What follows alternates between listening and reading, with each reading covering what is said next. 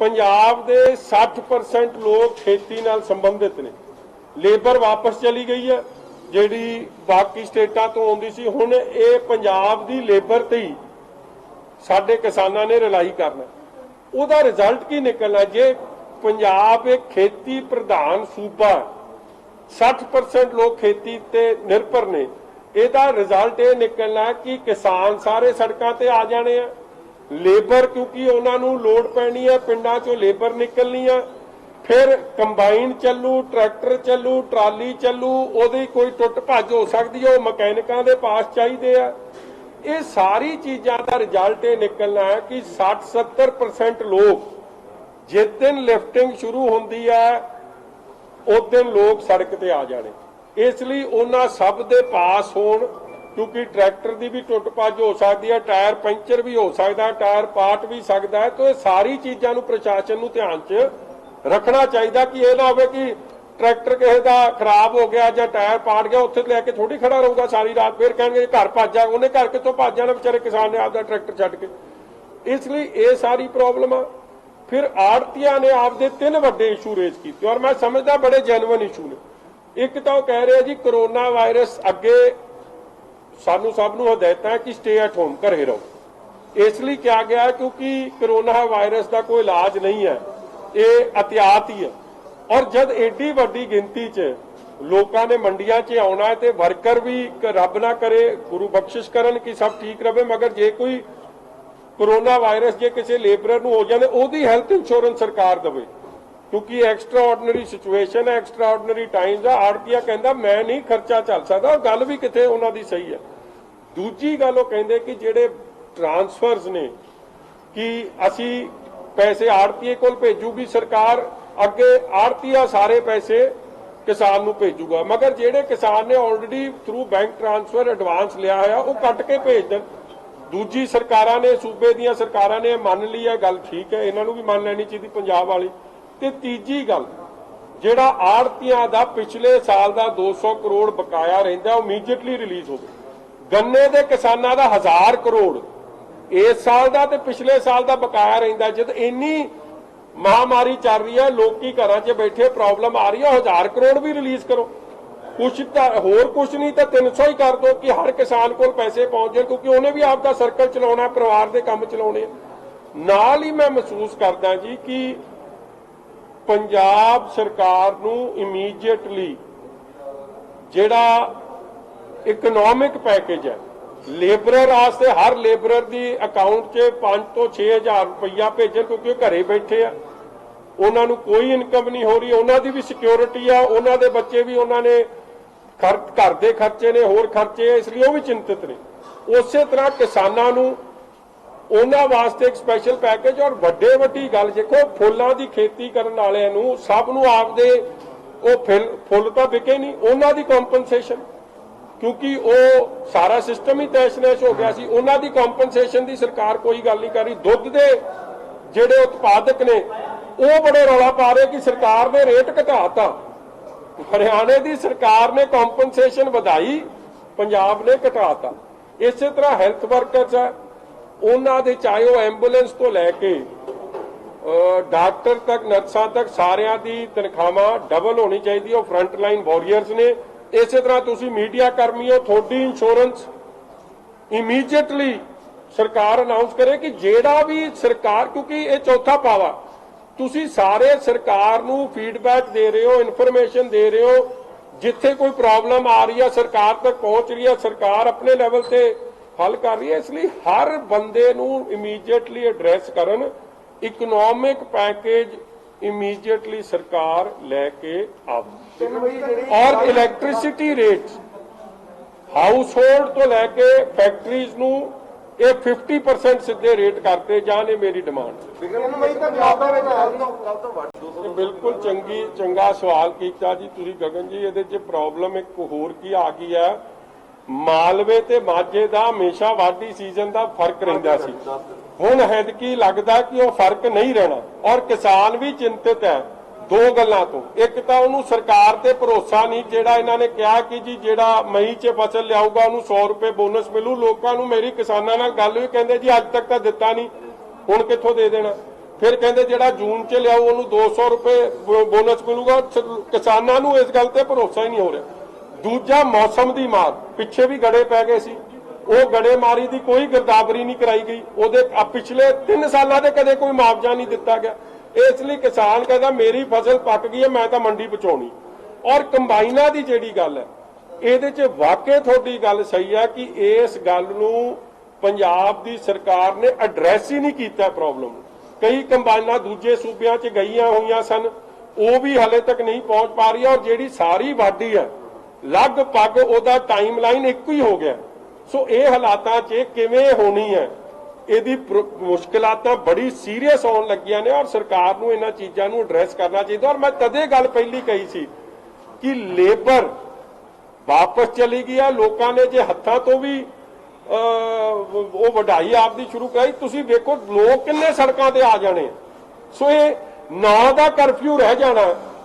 Practical implementation ਇਹਦੀ ਮੈਨੂੰ ਨਹੀਂ ਸਮਝ ਆ ਰਹੀ ਸਰਕਾਰ ਨੇ ਕਿਵੇਂ ਕਰਾਉਣੀ।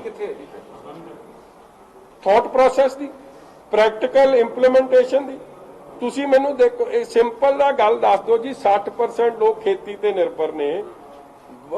ਲੇਬਰ ਦੂਜੇ ਸੂਬਿਆਂ ਦੀ ਵਾਪਸ ਚਲੇਗੀ, ਪੰਜਾਬ ਦੀ ਲੇਬਰ ਤੁਸੀਂ ਵਰਤਣੀ ਹੈ ਤੇ 60% 'ਚ ਲੇਬਰ ਵੀ ਆ ਗਈ, ਕਿਸਾਨ ਵੀ ਆ ਗਏ ਤੇ ਪਿੱਛੇ ਰਹਿ ਕੌਣ ਗਿਆ? ਆੜਤੀਆ ਵੀ ਆ ਗਿਆ ਸੜਕ ਤੇ, ਮਕੈਨਿਕ ਵੀ ਆ ਗਿਆ ਸੜਕ ਤੇ, ਪੈਟਰੋਲ ਪੰਪ ਵਾਲਾ ਵੀ ਆ ਗਿਆ ਸੜਕ ਤੇ, ਟਾਇਰਾਂ ਵਾਲਾ ਵੀ ਆ ਗਿਆ ਸੜਕ ਤੇ ਰਹਿ ਕੌਣ ਗਿਆ ਪਿੱਛੇ? ਸਿਰਫ ਜਿਹੜੇ ਸੈਲਰੀਡ ਕਲਾਸ ਨੇ, ਜਿਨ੍ਹਾਂ ਦੀ ਕੰਪਨੀਆਂ, ਕਿਉਂਕਿ ਕਈ ਕੰਪਨੀਆਂ ਵੀ ਚੱਲ ਪੈਣੀ, ਉਹ ਵੀ ਸੜਕ ਤੇ ਆ ਜਾਣੇ। ਰਹਿ ਕੌਣ ਜਾਣਾ ਪਿੱਛੇ? ਜੋ ਸਰਕਾਰ ਵੱਲੋਂ ਪੰਜਾਬ ਸਰਕਾਰ ਲੋੜਵੰਦਾਂ ਦੀ ਮਦਦ ਲਈ ਕੰਮ ਕੀਤਾ ਜਾ ਰਿਹਾ, ਉਹਦੇ ਤੁਸੀਂ ਸੈਟੀਸਫਾਈ ਹੋ? ਨਹੀਂ, ਮੈਂ ਅਜਿਹੇ ਹਾਲਾਤ ਜਦੋਂ ਮਿਡਲ ਕਲਾਸ ਫੈਮਿਲੀ ਵੀ ਉਹਨਾਂ ਮਦਦ ਮੰਗ ਰਹੀਆਂ ਨੇ। ਦੇਖੋ, ਮੈਂ ਬਿਲਕੁਲ ਨਹੀਂ ਸੈਟੀਸਫਾਈਡ ਜੀ। ਮੈਂ ਪੰਜਾਬ ਸਰਕਾਰ ਤੋਂ ਇਹ ਬੇਨਤੀ ਕਰਦਾ ਕਿ ਇਕਨੋਮਿਕ ਪੈਕੇਜ ਆਪਣਾ ਕੱਢੋ। ਤੁਸੀਂ ਬੜੀਆਂ ਸਲਾਮਾਂ ਮਾਰ ਲੀਆਂ, ਬੜੇ ਡਰਾਮੇ ਕਰ ਲਏ, ਚਲੋ ਠੀਕ ਹੈ ਤੁਸੀਂ ਕਰੋ ਜੋ ਕਰਨਾ, ਮੈਂ ਨਹੀਂ ਉਸ ਗੱਲ ਤੇ, ਇਹ ਠੀਕ ਹੈ, ਸਤਿਕਾਰ ਹੋਣਾ ਚਾਹੀਦਾ। ਮਗਰ ਕੱਲਾ ਇਹ औपचारिक तौर पर ना हो। जे सत्कार जे असल करना चाहते हो तो फिर हैल्थ वर्कर्स को लैके थले तक की तनख्वाह डबल कर लो, जी फ्रंट लाइन थोड़ी लड़ाई लड़ रहे, उन्होंने हौसला हो। दे शुड भी उन्होंने सेंस ऑफ सिक्योरिटी हो। और नाल ही जिन्होंने पिछले महीना हुण सारा ही हो जाना, महीना लगभग हो ही चलिया, 22 दिन हो गए जिन्होंने दिहाड़ी एक दिन नहीं मिली, उन्होंने खात्यां 'च पैसे पहुंचाओ इमीडिएटली। देखो 10-10 12-12 लोग एक घर 'ਚ रह रहे हैं और सरकार के फैसले ਨੂੰ ਮੰਨ ਰਹੇ। ਕਿੰਨਾ ਚਿਰ ਤੁਸੀਂ ਕਿਸੇ ਨੂੰ ਕਹੋਗੇ ਕਿ ਤੁਹਾਨੂੰ ਤੁਹਾਡਾ ਫਿਊਚਰ ਪਤਾ ਨਹੀਂ ਕੁਝ ਹੈ ਕਿ ਨਹੀਂ, ਤੁਹਾਨੂੰ ਅਕਾਊਂਟ 'ਚ ਵੀ ਕੋਈ ਪੈਸੇ ਨਹੀਂ ਦੇਣ। ਸਾਹਿਬ ਵੱਲੋਂ ਮੋਬਾਈਲ ਤੇ ਗੱਲਾਂ ਕਰਕੇ ਮਨੋਬਲ ਵਧਾਇਆ ਜਾ ਰਿਹਾ ਹੈ। ਚਲੋ ਠੀਕ ਹੈ ਜੀ। ਪਟਿਆਲਾ ਇੰਸੀਡੈਂਟ ਬਾਰੇ ਕੀ ਕਹਿਣਾ ਚਾਹੁੰਦੇ? ਪਟਿਆਲੇ ਦਾ ਇੰਸੀਡੈਂਟ ਮੈਂ ਕੰਡੈਮ ਕਰਦਾ। ਜੋ पुलिस ने, और मैं खास तौर पे हरजीत सिंह, देखो मैं एडा दलेर बंदा नहीं वेख्या जिहदा हथ वड्डिया गया होवे। उस दलेरी नाल उहने फिर भी लॉ एंड ऑर्डर नूं इनफोर्स करने लई भी अपनी ड्यूटी निभाई और फिर आपदे हथ फड़ के आपदे इलाज कराउण लई ਉਹ ਸਕੂਟਰ ਤੇ ਬਹਿ ਕੇ ਗਿਆ। ਇਸ ਲਈ ਉਹਦੀ ਦਲੇਰੀ ਨੂੰ ਇੱਕ ਵਾਰੀ ਨਹੀਂ 100 ਵਾਰੀ ਮੇਰਾ ਸਲਾਮ ਹੈ। और पंजाब पुलिस नूं ठीक है, 1-2 अफसर 2-4 किसी ने वाधा करता होना, मगर 90% आफ्टर ऑल पंजाब पुलिस नूं तां नहीं कि इन्हां नूं कोरोना वायरस नहीं हो जाना। इन्हां दे भी बच्चे ने, इन्हां दे भी घर दियां ने, इन्हां दियां भी माता ने, इन्हां दे भी परिवार ने, ਜਿਹੜੀਆਂ रोज इन्हां नूं कहंदियां कि तुसीं जे बाकी दुनिया घर 'ਚ बैठी है तुसीं क्यों बाहर निकल रहे। ਇਹ ਇਸ ਔਖੀ ਘੜੀ 'ਚ ਸਭ ਨੂੰ ਸੇਫ ਰੱਖਣ ਵਾਸਤੇ ਬਾਹਰ ਨਿਕਲ ਰਹੇ ਔਰ ਆਪਣੀ ਡਿਊਟੀ ਨਿਭਾ ਰਹੇ। ਔਰ ਮੈਂ ਸਮਝਦਾ ਐਜ਼ ਸਿਟੀਜ਼ਨਸ, ਐਜ਼ ਪੰਜਾਬੀ, ਸਾਡੀ ਵੀ ਜ਼ਿੰਮੇਵਾਰੀ ਬਣਦੀ ਹੈ ਕਿ ਅਸੀਂ ਪੁਲਿਸ ਨਾਲ, ਪ੍ਰਸ਼ਾਸਨ ਨਾਲ ਕੋਆਪਰੇਟ ਕਰੀਏ ਕਿ ਉਹਨਾਂ ਦੀ ਮੁਸ਼ਕਲਾਤਾਂ ਨਾ ਵਧਾਈਏ। ਇਸ ਲਈ ਕਿੱਥੇ ਵੀ ਜਿਹੜਾ ਕੋਈ ਉਹ ਪਟਿਆਲੇ ਦਾ ਇੰਸੀਡੈਂਟ ਹੋਇਆ, ਉਸ ਨੂੰ ਮੈਂ ਸਖਤ ਲਫ਼ਜ਼ਾਂ 'ਚ ਉਹਦੀ ਨਿੰਦਿਆ ਕਰਦਾ, ਨਿਖੇਧੀ ਕਰਦਾ। ਮਗਰ ਮੈਂ ਅੱਜ ਇੱਕ ਬੇਨਤੀ ਜ਼ਰੂਰ ਕਰਦਾ ਉਹਦੇ 'ਚ, देखो ਜਿਹੜੇ ਕਲਪਰੇਟਸ ਨੇ ਉਹਨਾਂ ਦੇ ਖਿਲਾਫ ਠੋਕ ਕੇ ਕਾਰਵਾਈ ਹੋਵੇ, ਜਲਦ ਤੋਂ ਜਲਦ ਕਾਰਵਾਈ ਹੋਵੇ, ਜਲਦ ਤੋਂ ਜਲਦ ਚਲਾਨ ਪੇਸ਼ ਹੋਵੇ, ਜਲਦ ਤੋਂ ਜਲਦ ਉਹਦਾ ਰਿਜ਼ਲਟ ਨਿਕਲੇ। ਮਗਰ ਇੱਕ ਇਹ ਵੀ ਗੱਲ ਧਿਆਨ 'ਚ ਆਈ ਹੈ ਕਿ ਉੱਥੇ ਇੱਕ ਲੇਡੀ ਤੇ ਵੀ ਪਰਚਾ ਦੇਤਾ। ਮੈਂ ਉਸ ਗੱਲ ਨਾਲ ਸਹਿਮਤ ਨਹੀਂ, ਕਿਉਂਕਿ ਲੇਡੀ ਕੋਈ ਮੈਂ ਉਸ ਵੀਡੀਓ 'ਚ ਨਹੀਂ ਵੇਖੀ। ਔਰ ਜੋ ਮੇਰੀ ਵੀ ਪ੍ਰੈਸ ਕਰਮੀਆਂ ਨਾਲ ਗੱਲ ਹੋਈ ਹੈ, ਕੋਈ ਬੀਬੀ ਉੱਥੇ ਸੀ ਨਹੀਂ। ਔਰ ਸਾਡਾ ਪੰਜਾਬੀਆਂ ਦਾ ਇੱਕ ਹੈ ਵੀ ਨਹੀਂ ਕੰਮ, ਲੜਾਈ ਗਲਤ ਜਿਹਨੇ ਕੰਮ ਕੀਤਾ ਉੱਤੇ ਕਾਨੂੰਨ ਲਾਗੂ ਹੋਵੇ, ਠੋਕ ਕੇ ਹੋਵੇ ਔਰ ਐਗਜ਼ਾਮਪਲ ਸੈੱਟ ਹੋਵੇ, ਮਗਰ ਜਿਹਦੀ ਕੋਈ ਗਲਤੀ ਨਹੀਂ ਉਹਨੂੰ ਵੀ ਪਰਚੇ 'ਚ ਬਰਾਬਰ ਦਾ ਹਿੱਸੇਦਾਰ ਬਣਾ ਦੇਣਾ। ਮੈਂ ਉਸ ਗੱਲ ਤੇ ਫਿਰ ਇਹ ਤਾਂ ਮਾੜੇ ਦਿਨਾਂ ਦੀ ਲੋਕਡਾਊਨ ਵੱਧਦਾ ਜਾ ਰਿਹਾ ਜੀ, ਕੇਂਦਰੀ ਤੱਕ ਲੋਕਡਾਊਨ। ਦੇਖੋ ਇੱਕ ਗੱਲ ਤਾਂ ਮੈਨੂੰ ਲੱਗਦਾ ਹਰ ਪੰਜਾਬੀ ਸਮਝ ਗਿਆ ਤੇ ਤੁਸੀਂ ਵੀ ਸਮਝ ਗਏ ਹੋ, ਦੇਸ਼ ਵਾਸੀ ਸਮਝ ਗਿਆ, ਦੁਨੀਆ ਦੇ ਲੋਕ ਸਮਝ ਗਏ ਕਿ ਕਰੋਨਾ ਦਾ ਇਲਾਜ ਕੋਈ ਨਹੀਂ ਕਿਸੇ ਕੋਲ ਹਲੇ। ਇਹਦਾ ਇਲਾਜ ਕੀ ਆ? ਅਤਿਆਤ, ਘਰਾਂ 'ਚ ਰਹੋ। ਮਗਰ ਘਰਾਂ 'ਚ ਲੋਕ ਉਦੋਂ ਰਹਿਣਗੇ ਜੇ ਲੋਕਾਂ ਨੂੰ ਜਿਹੜੀ ਬਾਰ-ਬਾਰ ਆਵਾਜ਼ ਉੱਠਦੀ ਹੈ ਕਿ ਸਾਨੂੰ ਮਹਾਮਾਰੀ ਦਾ ਨੁਕਸਾਨ ਪਤਾ ਨਹੀਂ ਹੋਵੇ ਨਾ ਹੋਵੇ, ਭੁੱਖਮਰੀ ਦਾ ਨਾ ਹੋ ਜੇ। ਇਸ ਲਈ ਉਹ ਇਕਨੋਮਿਕ ਪੈਕੇਜ ਫੰਡਾਮੈਂਟਲ ਜਿਹੜੇ ਕਿਸਾਨ ਦਾ ਦਰਦ ਹੈ, ਦਿਹਾੜੀਦਾਰ ਮਜ਼ਦੂਰ ਦਾ ਦਰਦ ਹੈ, ਉਹ ਦਰਦ ਨੂੰ ਸਮਝੋ। ਸੈਲਰੀਡ ਕਲਾਸ ਦਾ ਦਰਦ ਹੈ, ਜਿਹਨੂੰ ਕਹਿਤਾ ਅੱਜ ਮੈਂ ਖਬਰ ਪੜ੍ਹਿਆ ਸੀ ਕਿ ਬਿਜਲੀ ਦੇ ਬਿੱਲ ਦੀ ਮੀਟਰ ਦੀ ਰੀਡਿੰਗ ਨਹੀਂ ਲਈ ਜਾਊਗੀ, ਪਿਛਲੇ ਸਾਲ ਦੇ ਇਸ ਮਹੀਨੇ ਦੇ ਹਿਸਾਬ ਨਾਲ ਬਿੱਲ ਭੇਜਤਾ ਜਾਊਗਾ। ਇਹ ਕਿੱਥੋਂ ਦੀ ਗੱਲ ਹੈ ਜੀ? 50% ਕਰੋ ਬਿੱਲ ਆਪਦਾ। ਬੰਦੇ ਨੇ ਵਿਚਾਰੇ ਨੇ ਦੇਣੀ ਕਿੱਥੋਂ ਆ ਬਿੱਲ? ਜਿਹਨੂੰ ਤਨਖਾਹੀ 50% ਕਰਤੀ, ਕਈ ਕੰਪਨੀਆਂ ਨੇ ਤਨਖਾਹਾਂ 50% ਕਰਤੀ, ਕਈ ਕੰਪਨੀਆਂ ਨੇ ਤੁਹਾਡੇ ਮੈਂ ਪੜ੍ਹ ਰਿਹਾ ਸੀ ਕਈ ਮੀਡੀਆ ਹਾਊਸਿਸ ਨੇ ਜਿਨ੍ਹਾਂ ਨੇ ਆਪਦੇ ਸਟਾਫ ਨੂੰ ਕੱਢ ਰਹੇ। ਚਲੋ ਕੱਲੇ ਮੀਡੀਆ ਹਾਊਸਿਸ ਨਹੀਂ, ਕਈ ਹੋਰ ਨੇ।